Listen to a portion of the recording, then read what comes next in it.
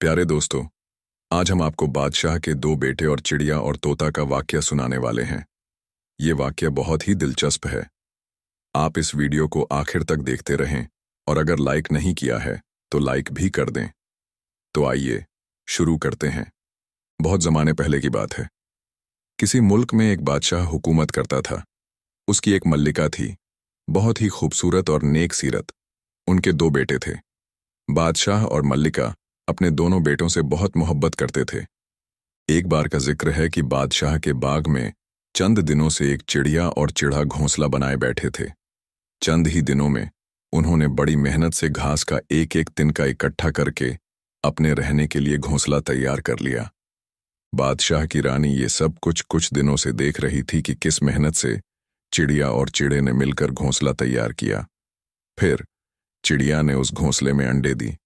फिर एक दिन उन अंडों से नन्हे मुन्ने बच्चे निकल आए और उन्होंने भूख के मारे चूं चूं करके शोर मचाना शुरू कर दिया। उन बच्चों की खुराक का इंतजाम चिड़ा और चिड़िया दोनों मिलकर करते थे। मल्लिका रोजाना ये मंजर देखती रहती थी। इत्तेफाक से एक रोज चिड़िया मर गई और चिड़ा बच्चों की देखभाल के लिए एक नई चिड़िया को ब्याह कर अपने घोंसले में ले आया। सौतेली माँ को ये बच्चे बिल्कुल अच्छे नहीं लगते थे और एक दिन चिड़िया ने मौका पाकर उन बच्चों को चावल के दाने खिला दिए, जो उनके हलक में फंस गए और वो दोनों बच्चे मर गए। उसने बच्चों की मौत की खबर चिड़े से छुपाकर रखी। महल की मल्लिका शुरू से ही देख रही थी कि किस तरह नई चिड़िया ने पहले चिड़िया के बच्चों को मौत की नींद सुला दिया। मल्लिका बहुत गमगीन हुई और उसको ख्याल आया कि खुदा ना करे, अगर वो मर गई तो बादशाह जरूर दूसरी शादी कर लेगा और नई चिड़िया की तरह वो औरत भी मेरे बच्चों के साथ ऐसा ही सलूक करेगी। मल्लिका को चिड़िया के बच्चों के मरने का बहुत अफसोस था। एक रोज मल्लिका चादर ओढ़कर लेट गई। जब बादशाह वापस आया तो उसने मल्लिका से इस तरह लेटने की वजह पूछी। मल्लिका ने कहा, पूछो ना पूछो। बादशाह सलामत ने कहा, मैं ना पूछूंगा तो कौन पूछेगा। मल्लिका ने कहा, बादशाह सलामत, पहले तो मुझसे वादा करो कि जो मैं तुमसे कहूंगी तुम मानोगे। बादशाह सलामत ने कहा, मैं तुमसे वादा करता हूं, तुम जो भी कहोगी मानूंगा। मल्लिका ने बादशाह सलामत से कहा, मेरे मरने के बाद तुम दूसरी शादी ना करना। बादशाह ने कहा, मल्लिका, आज तुम कैसी बातें कर रही हो। फिर मल्लिका ने बादशाह को सौतेली माँ के हाथों चिड़िया के बच्चों को मरने वाली बात बताई, जिसे सुनकर बादशाह को भी बहुत अफसोस हुआ। बादशाह ने मल्लिका को हर तरह का हौसला दिया कि ऐसी छोटी छोटी बातों से परेशान मत हो, लेकिन मल्लिका किसी तरह न मानी।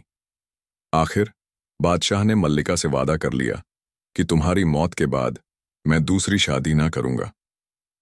इसके बाद कुछ यूं हुआ कि कुछ ही अरसे के बाद मल्लिका बीमार हुई और उसका इंतकाल हो गया। शुरू शुरू में तो बादशाह को मल्लिका की मौत का बहुत गम था, बहुत दुख था, लेकिन वक्त के साथ साथ रफ्ता रफ्ता वो ये गम भूल गया। कुछ अरसे के बाद वजीरों और दरबारियों ने बादशाह को घेर लिया और कहने लगे, बादशाह सलामत, आप कब तक यूं तन्हा जिंदगी गुजारेंगे, आप शादी कर लें।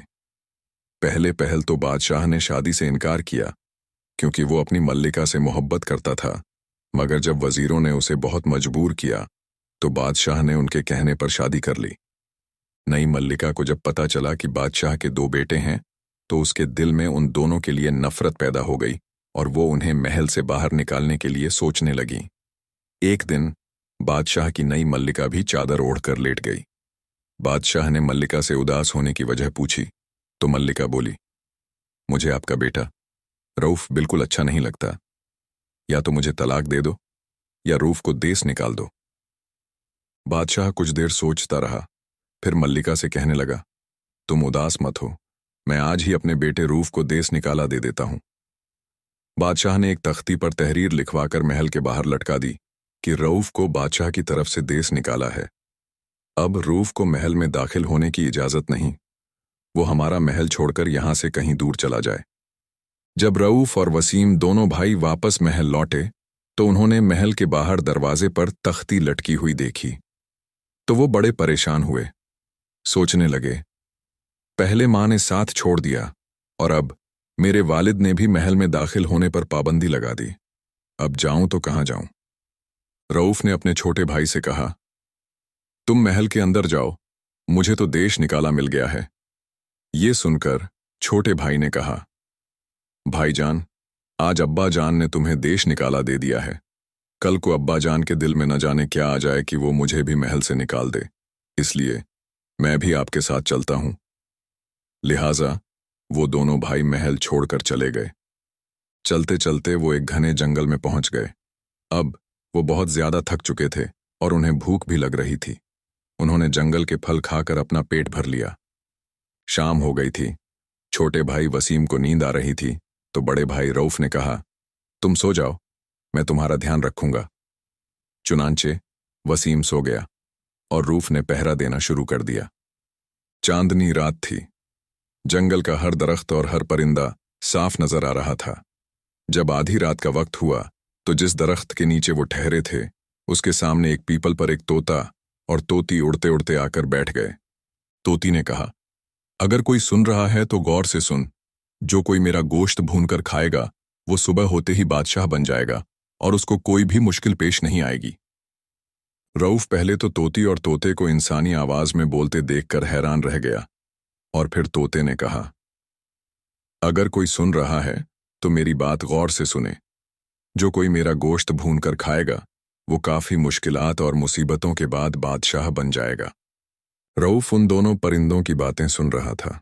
उसने जल्दी से अपनी कमान से तीर निकाला और उन दोनों परिंदों का निशाना इस अंदाज से लिया कि एक ही तीर से दोनों परिंदे मर गए। रऊफ ने जंगल से सूखी लकड़ियां इकट्ठा की, आग जलाई और उन दोनों परिंदों का गोश्त भून लिया। तोते का गोश्त खुद खाया और तोती का गोश्त भूनकर अपने छोटे भाई के लिए रख दिया ताकि उसका छोटा भाई आसानी से बादशाह बन जाए, और अपने लिए उसने मुश्किल रास्ता इख्तियार किया। कुछ देर के बाद बड़े भाई रऊफ को नींद सताने लगी तो उसने अपने भाई वसीम को जगाया और उसको तोती का भुना हुआ गोश्त खाने को दिया। वसीम ने वो गोश्त खाया और फिर रऊफ सो गया। छोटे भाई के दिल में ख्याल आया कि रऊफ ने कितनी मेहनत से उसके लिए परिंदे का गोश्त भून कर रखा। अब मुझे चाहिए कि मैं उसके लिए कोई अच्छा सा शिकार कर उसको खिलाऊं। उसने अपने बड़े भाई को उधर सोते हुए छोड़ा और खुद उसके लिए शिकार की तलाश में चल पड़ा। उसने जंगल में इधर उधर ढूंढना शुरू कर दिया। उधर रऊफ अकेला सो रहा था। उसे अकेला देखकर एक बहुत बड़ा सांप आम के दरख्त से नीचे उतर आया। उसने रऊफ के मुंह से अपना मुंह लगाया और उसका सांस पी गया। ऐसा लग रहा था जैसे रऊफ मर गया, लेकिन असल में वो जिंदा था। शिकार की तलाश में छोटा भाई खूब जंगल में इधर उधर घूमा, लेकिन नाकाम रहा। वो वापस अपने भाई रऊफ के पास आया। कुछ ही देर में सुबह हो गई। जंगल में हर तरफ परिंदों ने शोर मचाना शुरू कर दिया। वसीम ने अपने बड़े भाई रऊफ को जगाने की कोशिश की, लेकिन वो ना जागा क्योंकि वो तो मर चुका था। छोटे भाई ने रोना शुरू कर दिया। फिर उसके दिमाग में ख्याल आया, अब मुझे अपने भाई के कफन दफन का इंतजाम करना चाहिए। वसीम कफन के लिए कपड़ा वगैरह लेने के लिए चल पड़ा। चलते चलते वह एक नए मुल्क में पहुंच गया। उस मुल्क के बादशाह का इंतकाल हो चुका था और बादशाह का कोई बेटा न था। इसलिए मरते वक्त बादशाह ने वसीयत की थी कि मेरी मौत के बाद एक बाज को हवा में उड़ाना, और वो बाज जिस शख्स के सिर पर बैठ जाए तुम उसी को बादशाह बना लेना, और ये मेरा ताज उसी के सिर पर रख देना। वसीम मुल्क में दाखिल हुआ और बाज उड़ता हुआ वसीम की तरफ आया और उसके सिर पर आकर बैठ गया। बाज के पीछे पीछे वजीर, काजी और तमाम रियाया आ रही थीं। उन्होंने जो बाज को वसीम के सिर पर बैठा हुआ देखा तो उसकी बड़ी इज्जत शुरू कर दी और उसके सिर पर ताज रख दिया। वजीर, काजी और रियाया हाथ बांधे खड़े हो गए और अर्ज की, जहां अपना, आज से आप हमारे बादशाह हैं। छोटे भाई वसीम को जो अचानक बादशाहत मिली वो अपने बड़े भाई रऊफ को भूल गया। दूसरी तरफ जिस जगह दरख्त के नीचे रऊफ पड़ा हुआ था वहां से एक जोगी और जोगन का गुजर हुआ। उन्होंने रऊफ को पड़ा हुआ देखा और उसका इलाज शुरू कर दिया और रऊफ ठीक हो गया। रऊफ ने उन दोनों का बहुत शुक्रिया अदा किया और उनके साथ चलने लगा। उन्होंने बताया, हम जोगी हैं, हमारा किसी एक जगह ठिकाना नहीं होता। हम हर वक्त सांपों की तलाश में रहते हैं, इसलिए हम कभी यहाँ तो कभी वहाँ भटकते रहते हैं, और ये काम बहुत ही खतरनाक है, इसलिए हम तुम्हें अपने साथ नहीं ले जा सकते।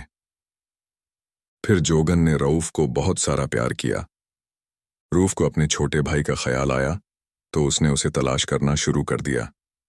तलाश करते करते वह अपने भाई की बादशाहत में पहुंच गया। शहर के चारों तरफ ऊंची ऊंची फसीलें थीं। शहर में दाखिल होने के कई दरवाजे थे, जो शाम होते ही बंद कर दिए जाते थे। उन दरवाजों पर चौकीदार पहरा दिया करते थे। शाम हो चुकी थी। रऊफ ने चौकीदार की बहुत मिन्नत की कि वह उसे अंदर जाने दे, मगर चौकीदार पर कोई असर न हुआ। चौकीदार ने रूफ से कहा, अब दरवाजे बंद हो चुके हैं, अब तुम्हें रात शहर से बाहर ही गुजारनी पड़ेगी। मैं तुम्हारी कोई मदद नहीं कर सकता, क्योंकि ये बादशाह का हुक्म है कि शाम होते ही शहर के तमाम दरवाजे बंद कर दिए जाएं और किसी भी इंसान को अंदर दाखिल करने के लिए दोबारा दरवाजा न खोला जाए। दरअसल इस शहर पर हर रात एक शेर जंगल से आकर हमला करता था। वह शहर में घुसकर मर्दों, औरतों और बच्चों को मारकर खा जाता था। उस शेर ने कई लोगों को मौत के घाट उतार दिया था, इसलिए चौकीदार बादशाह के हुक्म पर उस शेर के डर से दरवाजा नहीं खोल रहा था। रऊफ दरवाजे के करीब ही लेट गया। कुछ देर में शेर नमूदार हो गया। रूफ बहुत बहादुर, होशियार और हौसलेमंद इंसान था। रूफ के पास उस वक्त तलवार और दूसरे हथियार मौजूद थे। रूफ ने शेर का डटकर मुकाबला किया और शेर को मार डाला। चौकीदार शेर और रूफ की यह खौफनाक लड़ाई देख रहा था। जब शेर मर गया तो चौकीदार ने दरवाजा खोलकर रूफ को गिरफ्तार कर लिया और उसे जेल में डाल दिया और शेर को मारने का सेहरा अपने सिर पर बांध लिया। बादशाह ने खुश होकर चौकीदार को वजीर बना दिया। चौकीदार ने बहुत बड़ा कारनामा अंजाम दिया था, जो उसने शेर को मार डाला। वक्त गुजरता गया। एक दिन एक सौदागर अपने बहरी जहाज पर, जो सामान से भरा हुआ था, वसीम के मुल्क में दाखिल हुआ। सौदागर ने अपना तमाम सामान वहां फरोख्त कर दिया और उस मुल्क से नया सामान खरीदकर अपने जहाज में रख लिया। जब सौदागर ने दोबारा सफर का इरादा किया तो उसका बाहरी जहाज अपनी जगह से न हिला। सौदागर ने बहुत कोशिश की, लेकिन नाकाम रहा। तब उसे एक बहुत ही बूढ़े आदमी ने बताया, जब तक आदमी का खून बहरी जहाज को लगाकर समंदर में नहीं बहा दिया जाएगा, ये जहाज हरकत भी नहीं करेगा। सौदागर ने बादशाह के दरबार में हाजिर होकर दरख्वास्त की, मुझे एक आदमी कुर्बानी के लिए चाहिए, जिसको कत्ल करके उसका खून समंदर में बहा दूं। उस आदमी के सिर के बदले में मैं मुंह मांगी कीमत देने को तैयार हूं। बादशाह ने कहा, मैं किसी के साथ ये जुल्म नहीं कर सकता, किसी की जान नहीं ले सकता। हाँ, अगर कोई खुद अपनी जान देने पर राजी हो तो मुझे कोई एतराज न होगा। सौदागर ने बादशाह के हुक्म पर मुनादी करा दी, लेकिन कोई भी शख्स दौलत के लालच में अपनी जान देने को तैयार नहीं हुआ।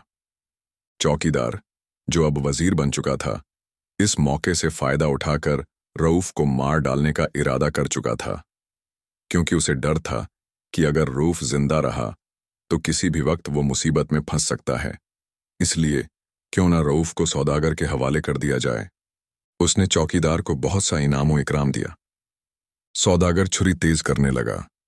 रऊफ ने सौदागर से पूछा, तुम छुरी क्यों तेज कर रहे हो? सौदागर ने जवाब दिया, मैं तुम्हें जिबाह करने के लिए छुरी तेज कर रहा हूं, ताकि मेरा बहरी जहाज जो समंदर में फंस चुका है, उसे कुर्बानी की जरूरत है, जिससे वो दोबारा फिर से चल पड़ेगा। मुझे किसी सयाने ने बताया है कि जब तक मैं एक आदमी का लहू बाहरी जहाज को लगाकर समंदर में न बहाऊं, मेरा बाहरी जहाज नहीं चलेगा। अगर तुम किसी और तरीके से बाहरी जहाज चला दो तो मैं तुम्हें कत्ल नहीं करूंगा। रऊफ ने सौदागर से कहा, तुम फिक्र ना करो, मैं अभी तुम्हारा बाहरी जहाज चला ही देता हूं। रऊफ अक्लमंद तो था ही, उसने ठोक पीट करके जहाज ठीक कर दिया। सौदागर बहुत खुश हुआ। उसने रूफ को कत्ल ना किया, बल्कि अपने साथ रख लिया। जहाज जब दूसरे मुल्क के साहिल पर उतरा तो सौदागर और रूफ ने मिलकर तिजारती सामान फरोख्त किया। एक रोज उस मुल्क के बादशाह की लड़की और उसकी सहेलियां कपड़ा खरीदने के लिए सौदागर के पास आईं। जब शहजादी की नजर रूफ पर पड़ी तो वो दिलों जान से उस खूबसूरत लड़के पर आशिक हो गई। शहजादी ने कहा, तुम मुझे पसंद हो और मैं तुमसे शादी करना चाहती हूँ। क्या तुम मुझसे शादी करोगे? रऊफ ने उसे हाँ कर दी। शहजादी ने जाकर अपने बाप बादशाह को रऊफ के बारे में बताया कि वो बहुत खूबसूरत है और वो उससे शादी करना चाहती है। बादशाह ने अपने सिपाहियों को हुक्म दिया कि सौदागर और उस लड़के को महल में पेश किया जाए। अगले ही रोज सौदागर रऊफ को लेकर बादशाह के दरबार में हाजिर हुआ। बादशाह को भी रऊफ बहुत पसंद आया। यूं रऊफ की शादी शहजादी से हो गई। सौदागर का तमाम तिजारती सामान भी फरोख्त हो चुका था। अब सौदागर ने वहां से वापस वसीम के मुल्क का रुख किया। सौदागर और रऊफ ने वापसी पर अपने मुल्क जाने के लिए बादशाह से इजाजत मांगी। शहजादी भी इस सफर पर जाने के लिए रजामंद हो गई।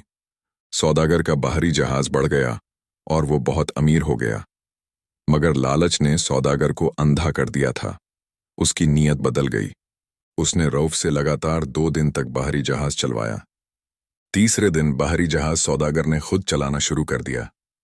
रऊफ बेचारा जहाज चला चला कर थक चुका था, जिसकी वजह से बिस्तर पर लेटते ही वो कबाब खरगोश के मजे लूटने लगा, यानी गहरी नींद सो गया। सौदागर ने मौका गनीमत जानकर रऊफ को उठाकर समंदर में फेंक दिया, मगर समंदर के पानी में गिरते ही रऊफ को लकड़ी का एक बहुत बड़ा तख्ता मिल गया। रऊफ ने उसे मजबूती से पकड़ लिया, जिसके सहारे वो बहता हुआ साहिले समंदर के किनारे जा लगा। रऊफ कई रोज का भूखा प्यासा भी था। समंदर के किनारे पर एक धोबी और धोबन कपड़े धोने में मसरूफ थे। जब उन्होंने रऊफ को समंदर के किनारे पर बेहोश पाया तो वो उसे वहां से उठाकर अपने घर ले गए। कुछ देर के बाद रऊफ को होश आ गया। धोबी और धोबन ने उसे गर्म गर्म दूध पिलाया, ताज़ा फल खिलाया, तो रऊफ बिल्कुल ठीक हो गया। धोबी के यहाँ कोई औलाद न थी, इसलिए उन्होंने रऊफ को अपना बेटा बना लिया और उसे अपने घर में रख लिया। उधर जब सौदागर को यकीन हो गया कि रऊफ समंदर में डूबकर मर चुका है, तो उसने बाहरी जहाज के अंदर जाकर शहजादी को इस बारे में बताया। शहजादी ने रोना धोना शुरू कर दिया। सौदागर ने कहा, जो होना था वो हो चुका है, अब आंसू बहाकर क्या करोगी? ऐसा करो, तुम मुझसे शादी कर लो। शहजादी ने कहा, मैं तुमसे शादी नहीं करूंगी। तुम मेरे शहजादे के कातिल हो। जरूर तुमने उसे समंदर में गिराया होगा। अपने शहजादे के कातिल से मैं कैसे शादी कर सकती हूं? भला ये कैसे मुमकिन है? सौदागर ने शहजादी को शादी करने के लिए रजामंद करने की बहुत कोशिश की, लेकिन शहजादी की जुबान पर इनकार के सिवा कुछ ना था। शहजादी अपने शहजादे को सफर के दौरान याद करके रो रही थी।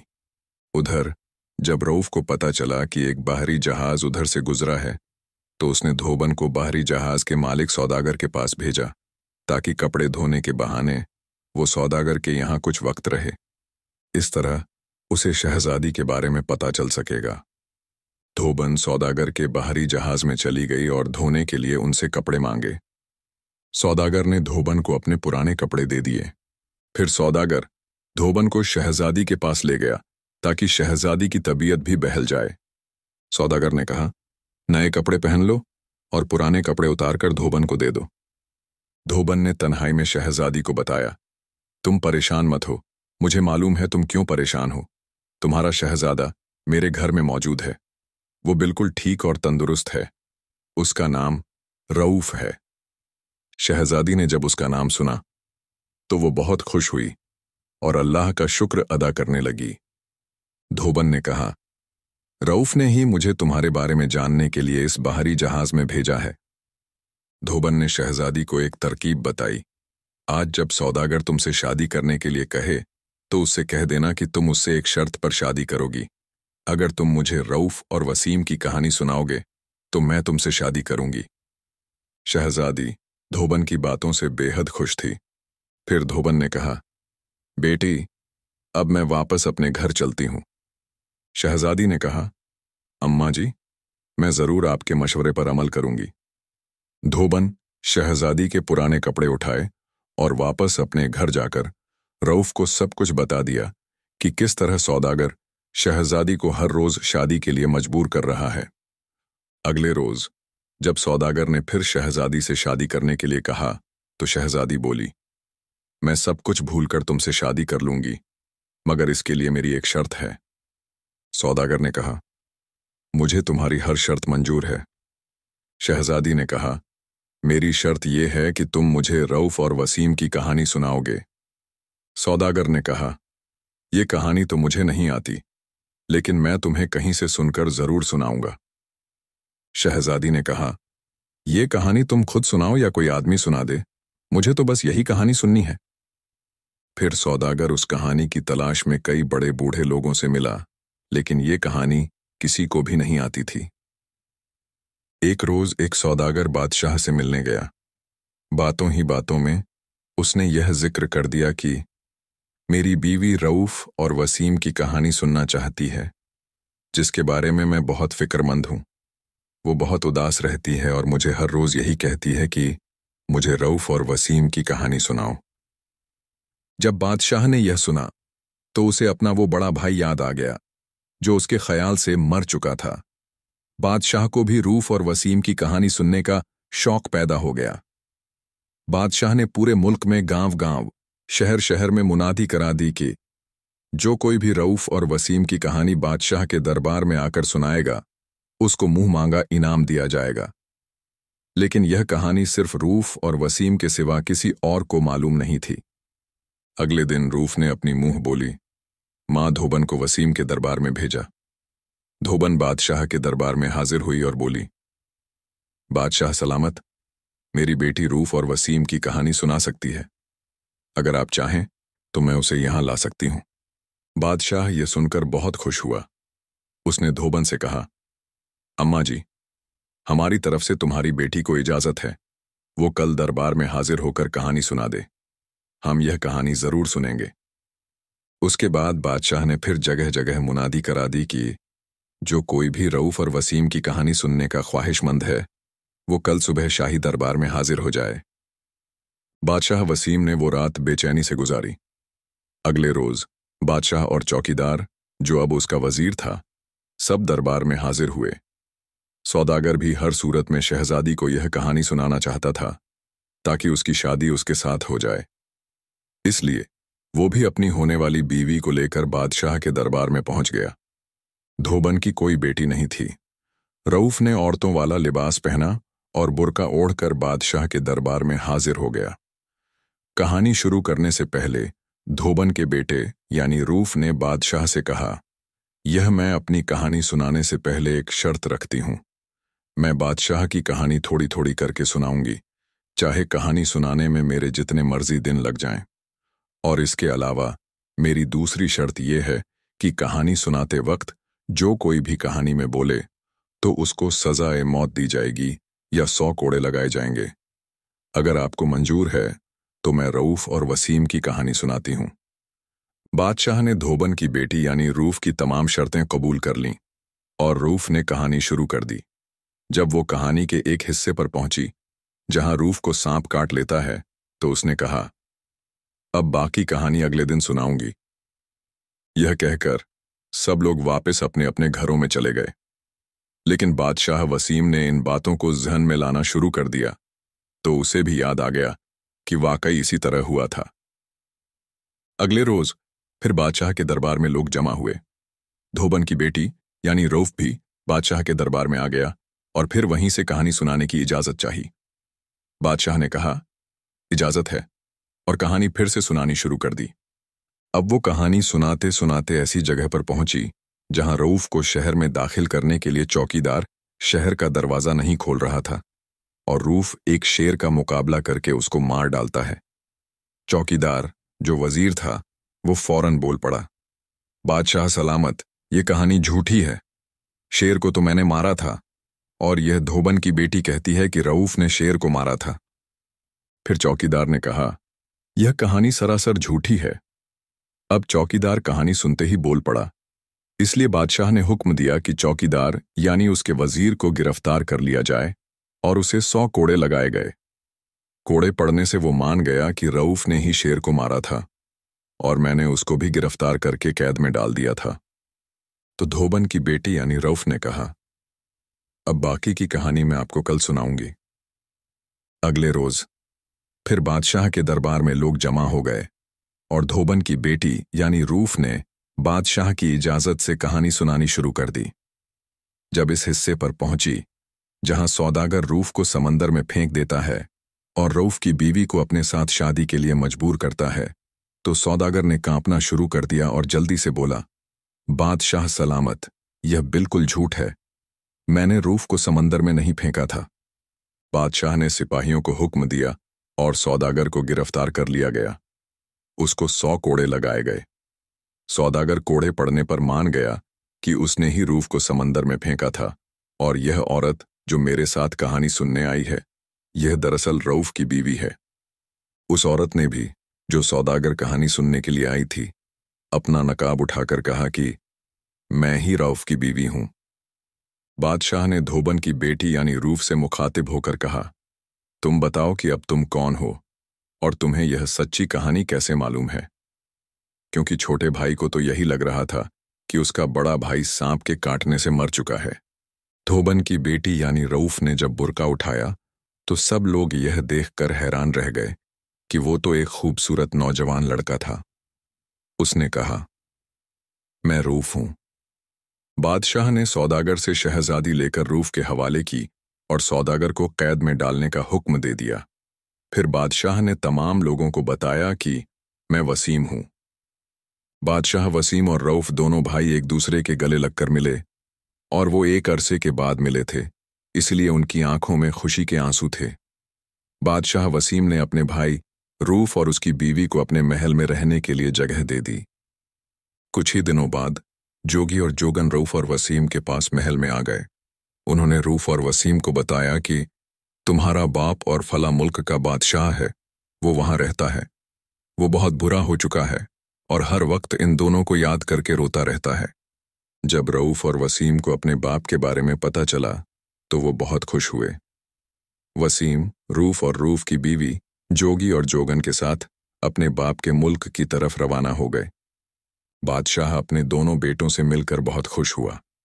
फिर कुछ दिनों के बाद बादशाह यानी उनका बाप मर गया और बादशाहत रऊफ को मिल गई। रूफ उस मुल्क का बादशाह बन गया। इस तरह एक मुल्क का रूफ बादशाह बन गया और दूसरे मुल्क का वसीम बादशाह बन गया। वो दोनों ही बादशाह बन गए। उनकी सौतेली माँ भी अब तक मर चुकी थी। वो दोनों हंसी खुशी अपने अपने मुल्क में बादशाहत करने लगे। दोस्तों, अगर यह वीडियो आपको पसंद आई हो तो इसे लाइक करना बिल्कुल भी ना भूलें। वीडियो देखने के लिए आपका शुक्रिया।